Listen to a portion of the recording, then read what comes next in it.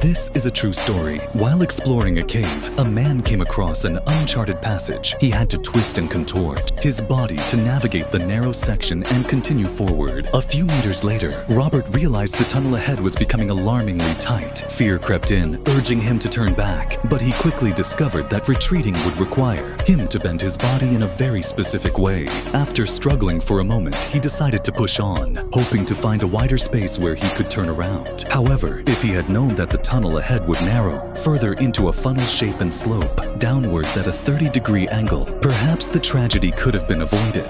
To pass through the tightest section, Robert was forced to completely exhale the air from his lungs. After several attempts, he realized there was no way forward. Tragically, his chest became firmly wedged in the tunnel. One of his arms was pinned beneath his body, while the other was trapped against a sharp rock protrusion. Panic set in, and Robert called out to Richard, who was waiting outside the cave. Hearing Robert's cries, Richard knelt at the tunnel entrance, shouting into the darkness. Robert responded, explaining that he was trapped and struggling to breathe. Richard attempted to crawl into the passage, but quickly realized he wouldn't be able to free Robert on his own. An hour later, a rescue team arrived at the scene. However, Robert was trapped approximately 50 meters from the main tunnel, and the narrow passage only allowed one rescuer to pass at a time. Due to the depth of Robert's position, drilling into the rock was not an option. The team was left with no choice but to manually widen the passage using simple tools. As they worked, one rescuer noticed Robert's condition deteriorating. He began exhibiting labored, gurgling breaths, a dangerous sign of impending asphyxiation.